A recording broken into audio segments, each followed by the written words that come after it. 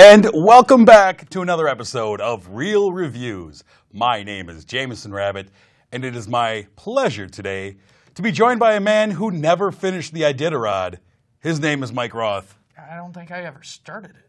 Mike. Sorry. Yeah. I read that on your bio that you have yet to finish the Iditarod, and I thought, why? I never finished Othello either.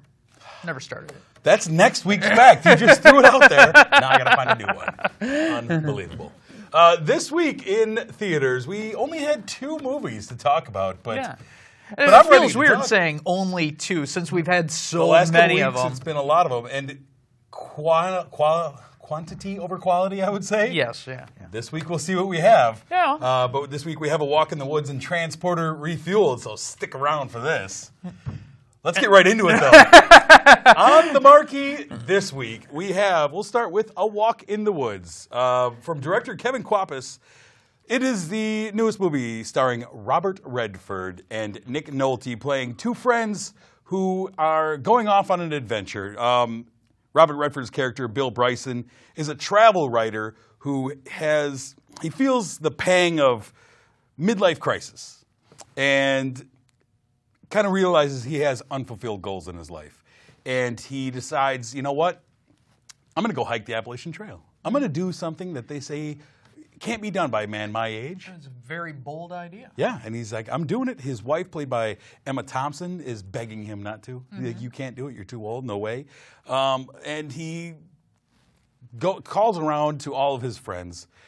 All of his friends say no. Yeah. And then he gets a call from a long-forgotten voice, and that is Nick Nolte. He's the unforgettable voice of Nick Nolte. Hey, you're going on all right. It gets more Nick Nolte every time I hear it. So much gravel in that voice. He plays his friend Stephen Katz, and Nick Nolte shows up in full-on Nick Nolte mode. Well, friend is actually kind of a harsh Yeah. term. He did not like him at all. It's not that we didn't like each other. We start out not liking each other. And they decided, let's go. We're going to go hike the Appalachian Trail. And they have various success at doing so. They meet different people along the way. They meet one overambitious hiker played by Kristen Schaal, who I really enjoyed. Uber annoying, pointing out the flaws of everything and everyone. Yeah. I can't hike with anybody because everyone else is either dumb or terrible. And, hilarity ensues as they try and ditch her.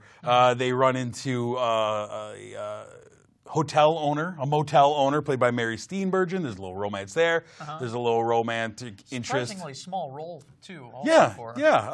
Nick Nolte's character is trying to find some romantic interest while he's out on the trail.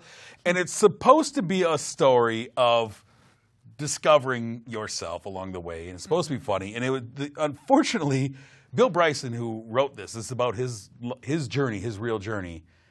He was in his 40s when he went on this. Yeah. He had an actual midlife crisis.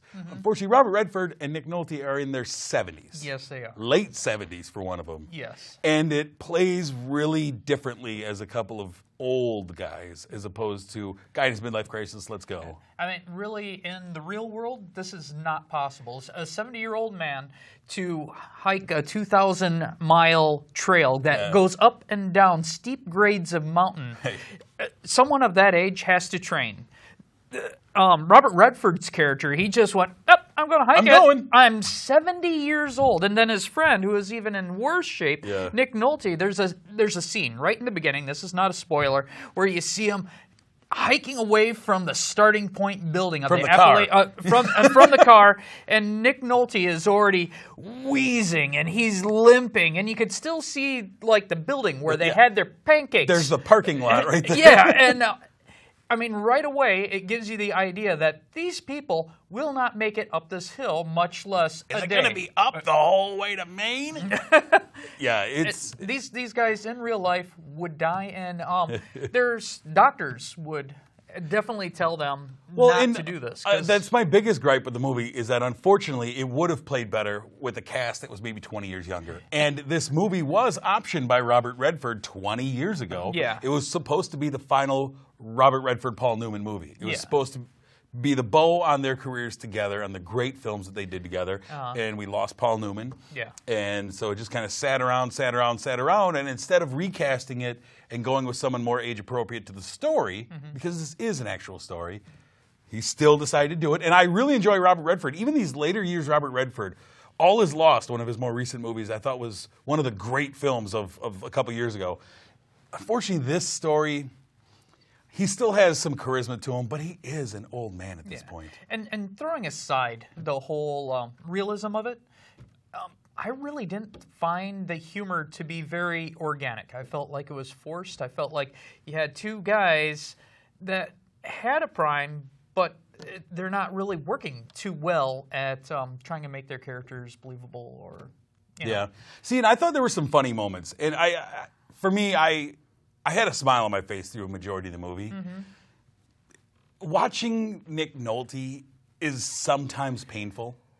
It was interesting. I was reminded as I'm watching the movie that at one point, both of these men were romantic leading men. Oh, yeah. Both of these men were considered the hot property for leading men. Yep. As I was watching Nick Nolte out there struggling to breathe. Yeah. And it was sometimes, but it led to some funny moments between them. I think that they tried for a lot more poignant moments between them, and I think they missed. Yeah. I think the director missed on a lot of the moments where, at the end of this movie, I should have been like really moved. Like, these guys went on a journey, they did something. These are guys who at this age went through something together, and unfortunately, it felt like they really missed on that. And you're on the Appalachian Trail. If nothing else, this movie should be beautiful. If nothing else, it should just be beautiful shots here and there, beautiful landscaping shots, and there's like 3 of them in the entire movie. And they recap them at the end of the movie during the credits. Those are actually the most beautiful shots are during the credits. During the movie, I found your best shots were actually in small towns. When they tried doing escaping landscapes, it was like, oh, that's not anything special. And, and the reason why you have 2,000 miles of trail is because it's beautiful. Because it's the most beautiful trail in the country, and let's see it. The Smoky Mountains just look like a fog. The Smoky Mountains, he focused more on the ground in front of them. Like, Smoky Mountains. They're trying to cross a river. Pan back, let's see the scope of what you're trying to do instead of focusing on the one rock that his foot's about to land on. Yeah. You know, and so I thought that was a huge watching miss. That too. It really was. Again, like you were talking about the rock scene. Again, these guys should have ended their whole quest within half hour of walking because of their age and the shape they're in. And then for some reason they're trekking along for, a month before they get to a river, and all of a sudden it's like watching someone on a breathing machine again. It's like, how are they doing this? Yeah. I mean, I say all this, but I still enjoyed the movie. I still thought it was fun. I still really enjoy Robert Redford. I've just always been a sucker for Robert Redford. And I think that he did the best that he could with the material that he had. It felt like they let down the source material. I think Robert Redford could have done better. I think the director really needed to bring more out of these actors because he had some great actors. I like Kristen Schaal, I really did. But I even thought that her stuff felt a little bit rushed. Like they were like, she was in and out. That's it. And she was in and out of the movie too. Yeah. I mean, it was like I was hoping to see more of her as the movie went along. I thought that would have been funny, would have lent to some good humor. I liked Nick Offerman's scene as the guy at REI. I thought that was really funny. Yeah, he was spot on. Yeah, I mean, those were pretty great moments. And like I say, there's fun things. And I liked the moments between Robert Redford and Mary Steenburgen. I thought those were good, sweet, honest moments. Yeah. But it was just... But her character was very, very small. Oh, and two-dimensional in large chunks of it. But all in all, though, I still enjoyed the movie. Do I love it? No, there's huge parts of it that I would change. There's a ton of it that I would change. But I mean, all in all, I give it 3 stars. I think it was fun. Yeah. I gave it 2. I wanted to like it, but I didn't think this might be like Robert Redford's last movie. I mean, really, at 70 years old, you could start saying this is your last time you might ever do anything. Yeah. I know I'll be saying that every time I go out when I get up there in age. And to have it end on something that I think he could have done better, I think the director should have pulled that out of him. Yeah. And I don't think he did. I agree 100%.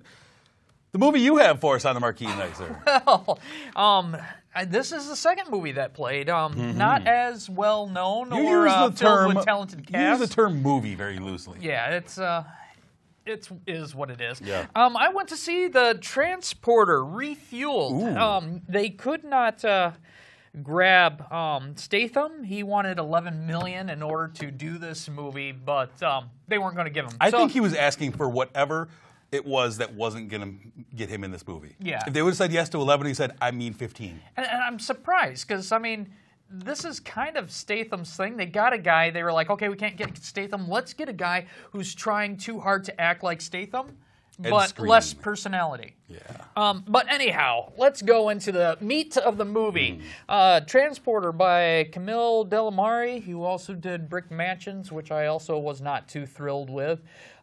He is making a movie now where our main guy, Frank Martin, he's transporter of goods. Don't tell him what's in there, and he'll deliver anything for a good price. The whole shtick is he can fight, he could drive. It's very stylistic. There's a lot of advertisements for American Express. Oh, this is product placement, the movie. The first 20 minutes was an Audi commercial. But you don't expect anything really great from this movie. All you're expecting is thrills. You don't go see Transporter to really get moved into like thinking of anything. It's supposed to be mindless fun. Unfortunately, this movie is so mindless, it's not fun. It is almost like watching a Sharknado or a B movie that happened to be lucky enough to get on late night Comedy Central of any sort. I just want to tell everybody this one scene. Okay.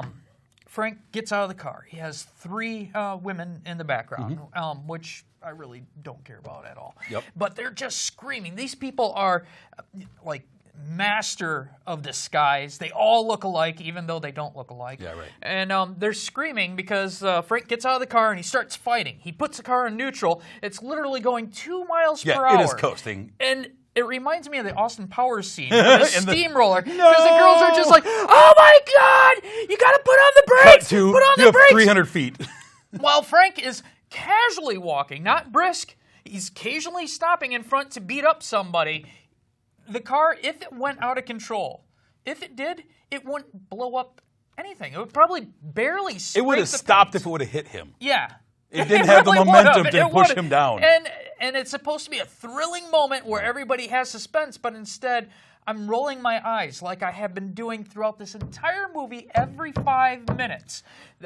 You have these girls that all look alike, women that all look alike. They don't look anything alike. I guess if They you just put have the same wig on any girl you find, they all look alike, according to the movie. And then they actually say in the movie, there's no way you could tell them apart. Even Impossible. though when you're looking at them, you're like, oh, well, She's one is Latino, Asian, she's and Latino, she's white. Oh, but they're all wearing blonde wigs. Yeah. Indecipherable. Oh, well, they got a white dress on, too. Ridiculous. And no one in this entire movie has a personality. No one is even one-dimensional. Everybody is zero-dimensional, except for the exception of Ray Stevenson, who he had one dimension. Getting kidnapped? Well, he got That's kidnapped, his dimension. He got kidnapped twice in the movie. He's supposed to be a super spy. He's Frankie Transporter's dad. Yeah. And he's supposed to be some super spy because we're told through horrible exposition, like, remember when you did this? Remember when you took down the Taliban and the Cold War all by yourself? But at least he had the dimension of I'm snarky and sexy at the same While time. getting kidnapped repeatedly because I'm a terrible spy. Yes. Really don't see this movie. This is a terrible... The thing is, this movie, it should be just dumb action, right? The first Transporter movie, innovative, fun, great action. It went quickly downhill with second and third one, but this movie has forgettable action. Yeah. And when your action movie has forgettable action, there's nothing that happens in this movie. It's just him, a guy who looks like he couldn't beat up me, just throwing guys. How many people in this movie would you say got debilitating injuries by being hit with a car door opening into them? Apparently, these car doors on these Audis will take you out. Oh, yeah. I mean, he hits the button on his thing, the fob, the door opens, that guy's out. He's out of commission. And when there's a slow part, and there's really no slow parts, all the action scenes are uninteresting, except for the eye-rolling part. Right. But things are slow, he'll just blow something up. Why? It's so dumb. I don't know. It's so dumb. There's no transporting that actually goes on in the movie. But tell you what, I will remember some of these action scenes, like when he's whipping a 360 and he hits fire hydrant caps, but he doesn't even scrape the black paint off of his No damage to the Audi because it's an Audi commercial. Look at what you can do. And you could say, well, I could see this movie because it's so dumb that I'm going to enjoy making fun of it. It's not even that dumb. If it was a little dumber, I might have enjoyed it. If this was like the identical, I could sit back and probably laugh at the identical. There's no plot. No. Probably the weakest villains I've seen in a movie. Yeah. The villains all felt like they were stooges for a good villain. None of them were menacing. And the plot is to turn these villains against each other. The girls are all trying to rob these villains and make them set up so it looks like each other is doing the robberies and turn them against each other. And who cares because they're all cardboard cutouts of what a bad guy should be. Yeah, and well... None of them are scary. Even though none of them are tough. You could even say that about the good guys. They're all bad. Ed Skrein has zero charisma on screen. No. No pun intended. No charisma at all as Frankie Transporter. No. It's just awful action. Yeah. Just unexplainable plot. Yeah. It's all bad. They try and build direction. Delamar tries to build this fake drama, and spoiler alert to this awful movie, but there's a scene with an airplane where he's driving, his dad and one of the girls are in the plane, they're cornered, they're about to get killed, and they're supposed to build this big drama where the Johnny Transporter's like, count to 3 and then just jump, and I will catch you. And it's supposed to be, jump blindly, I'll catch you in the car. Yeah. 1, 2, 3, the car pulls up underneath, and they're like, okay, are you there? All right, you want to go first? Go ahead, climb down. Like, there's no build-up. There's no payoff on the build-up that you made. It's awful, awful action. Yeah. Really. And what movie did Delamar make previous to this movie? What great film that we talked about on our very first episode? That was Brick Mansion. Oh, another classic. And again, that was something extremely depressing where you had voice actors who actually, couldn't even sync up to the lips. Awful action. Forgettable action. And the biggest thing to me is, in the end, the transporter doesn't even save the day. He isn't even the hero. Yeah. Why would you make a transporter movie where he does not win? Because they thought they can make money off of it. Man. And this movie They is... couldn't even get the guys that played the television show. I thought it might have been a spin-off of the television show. This movie is worse. It's worse than Hitman Agent 47. And I hated that movie. Oh, no. It is far worse than that movie. Hitman is actually a good movie. There's actually action in that movie. I mean, it's not good. No. It goes nowhere. But it's at least action. Yeah. I believe that guy could do something, maybe. It's not good. What did you... Well, I give it a 1. And the reason why I give it a 1 instead of a 0 or a 5 is if it was a little dumber, if it was just a little stupider, I might have actually enjoyed it because I could just sit there and laugh. I would be like, oh, it's a comedy. It's one of those. It's a spoof. But no, they wanted this to be a serious, real movie. Yeah. Yeah. Yeah. No, they totally thought this was going to be a refueling of the... and Refueled. Stop it with that title. It's a nail in the coffin. I hate that title, Refueled. That reminded me of in the 90s when everything was extreme. Yeah. Ooh, it's Refueled. Stop it. I gave the movie 0.5 stars, 1/2 of a star.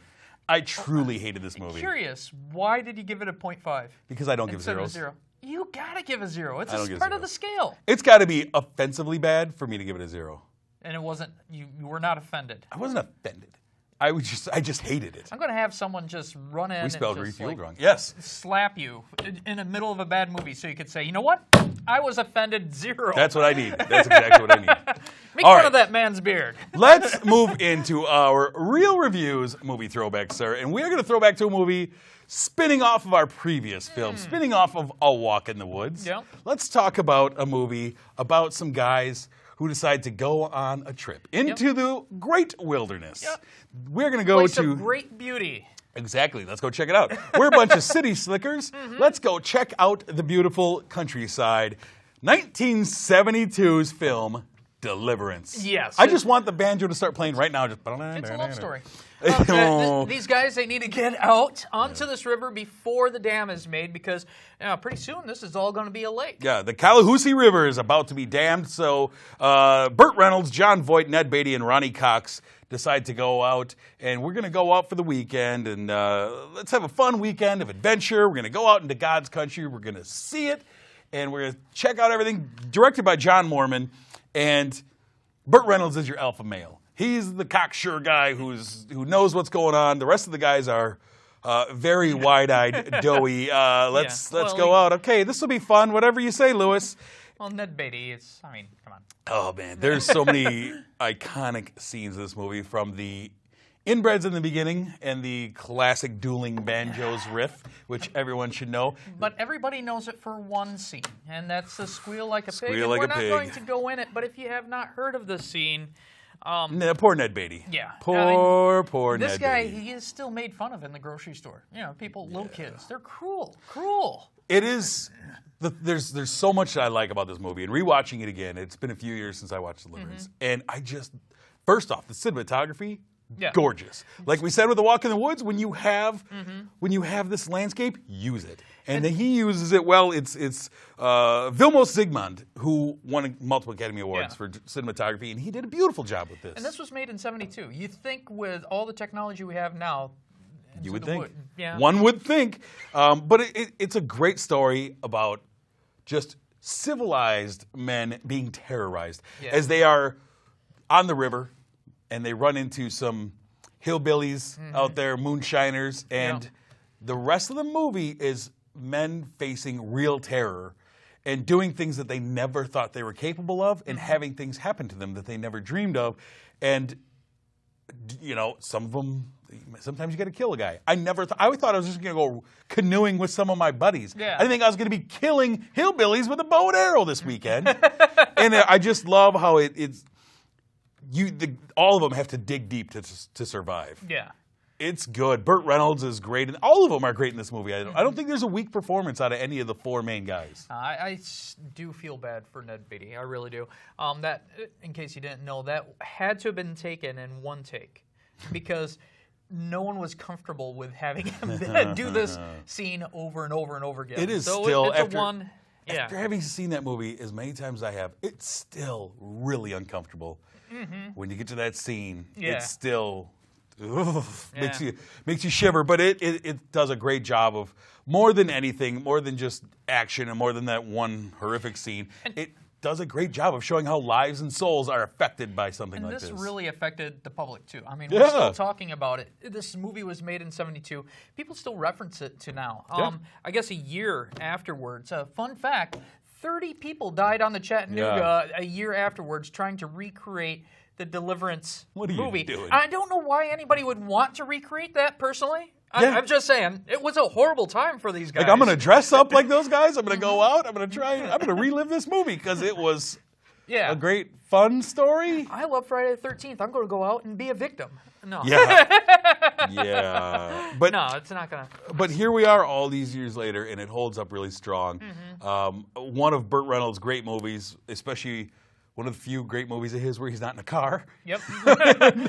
And this is what launched his career, pretty much. Everybody had to have a mustache. And launched pretty much everybody. I mean, John Voight was really young at this point. Ronnie Cox was very young at this point. It was strong. I really enjoyed Deliverance. Poor Billy Redden. It didn't launch his career. He was 15. He was the banjo player in the beginning. Oh, man. Everybody knows what he looks like, but it wasn't until '97 when Tim Burton ran across him washing dishes at a restaurant. Really? And he got a shot at doing a banjo scene in Big Fish. If you remember I love that movie. It's a great movie. And then he stopped doing movies again. Poor and guy. he's like, yeah, you know what?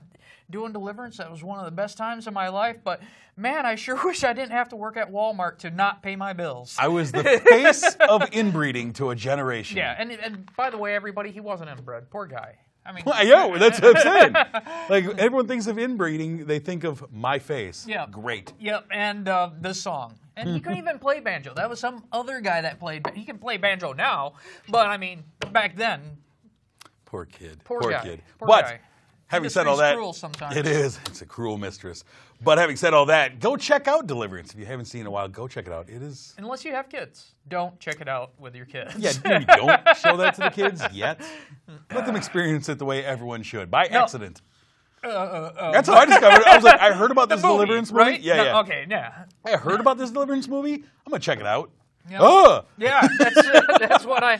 I like everybody's Reynolds. talking about it. I love Ned Beatty and Superman. Let's check it out. Oh. You know what boggles my mind is back in '72 there was no internet. There was people could not figure this out. When you walked into movies, you went in blind. Yeah. And I'm sure this and walked out terrified. Had people just gasping. Yeah. Well, and that's what sold tickets though, is you could do the old like the word of mouth would build, and that's what like Hitchcock and these great directors do, and they would paramedics will be on scene. If you're a pregnant woman, do not come to the theater. You know, all that stuff, because who knows? All I know is what they're telling me. Yeah. It's got to be crazy. Yeah, that Deliverance. What a movie. What a movie. Let's move ahead and take a look at what is coming out the weekend. Well, we're going to go with September 16th first. All right. For our coming soon feature, September 16th, we have Pawn Sacrifice. It is the Bobby Fischer story starring Tobey Maguire and Liv Schreiber. And it is all about the end of Bobby Fischer's professional career, the great moment when he had the great series of matches against the Russian. Mm-hmm. And I'm excited for it. And side note, if you want to know more about the story, there is a phenomenal documentary that just came out a couple years ago, and I believe it's available on Netflix. It's called Bobby Fischer Against the World. I watched it recently. Mm-hmm. It is such a well-done documentary. Has him, archival footage, everything in it. Really good. And the crazy thing about Bobby Fischer is this was kind of before my time. I mean, it would happen when I was around, but I mean, I would have no memory of it. I still hear about this stuff every once in a while. Bobby Fischer, the guy who was taking Americas against the communists. And it's, the genius who lost it a little bit. And then lost it a little bit. Next up, September 18th, we have Black Mass, the Whitey Bulger story starring Johnny Depp, Joel Edgerton, and Benedict Cumberbatch. That's a cast right there. Yeah, I know a lot of people who are very interested just because of the cast. The story, from what I've seen, Whitey Bulger's a great story, too. Really great story. I mean, we're still finding out a lot of facts. I mean, it's a very recent story. You know, he just got arrested a couple years ago. So Black Mass will be coming out September 18th. Next up, we have Everest, another all-star cast of a bunch of guys trying to climb Mount Everest. And I'm guessing something's going to happen. Because that's a boring story if they just go to the top and come back down. Out of all the ones that you're saying, and the other one you will be saying, this is the one I'm looking least forward to. Just seems like a story I have seen many, many times and probably have done better. I think all I want to know is somebody getting eaten. That's all I want to know. Yeah. Because I love Alive. Sorry. And the final movie that weekend, we have The Maze Runner, The Scorched Trials. It's the second film in the Maze Runner series, picking up right after the original movie. And can you survive the scorch? I have no idea. I'm excited for the movie. I enjoyed the first one, and I'm hopeful for this next one. Yeah, I'm going either way. Yeah, well, very good. I hope so. I think it could be excellent. I hope you really don't know what to expect. Yeah. Before we go, though, of course, we always have to thank our sponsor, Marcus Theaters, The Palace here in Sun Prairie, Wisconsin. Thank you for sponsoring Real Reviews and showing us these films in your palatial theaters. We also would recommend, if you want to find more from us, you can do so by going on to Facebook. Look up Real Reviews TV. You'll find us there. If you go on to Twitter, you can follow us at Real Reviews TV. You can find our show on YouTube if you'd like, if you prefer to watch us on the YouTube. And sometimes that's the only way people can watch us, because they have just a Blu-ray player that has a smart TV or a Riku device or something like that. Go on there, type in Real Reviews, KSUN. That is a quick link right to us. Yep, and you could watch every show that we've had since we started this green screen back here. Right. But if you want to see all our shows. If you want to see all 73 episodes of Real Reviews, you can do so. Go to ksun.tv. Look it up. You can find all of them when it was just a couple of kids sitting around wearing hats, coloring their beards to match each other. It was so young a year ago. Wacky stuff happened. You can find all that there and other shows on KSUN. And last but not least, you can also listen to the show if you'd like to. Yeah. On 103.5 The Sun. Yeah. Why not? Fridays is our premiere. We usually show up Fridays at 6 o'clock. Like a take half hour a listen after to our us. show? 6 o'clock, yeah. Why not? But next week, we're going to be talking about The Perfect Guy. We're also going to be talking... Wait a minute.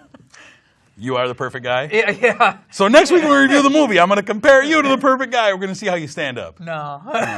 Sorry. I already know how this ends. We can. I should give out an email address. We can get people to email in. Is Mike the perfect guy? Email in to realreviewssp@gmail.com. I know I'm going to send mine in. So we are going to have the perfect guy. We'll also have M. Night Shyamalan's newest movie, The Visit. Yes. Yeah. I'm looking forward to it. I'm hoping Why wouldn't you? Turn around in his career. M. Night Shyamalan hasn't missed yet. Why would he start now? Oh, you haven't watched movies. No, I don't watch movies. But until next week, my name is Jamison. I'm Mike Roth. Thanks for watching.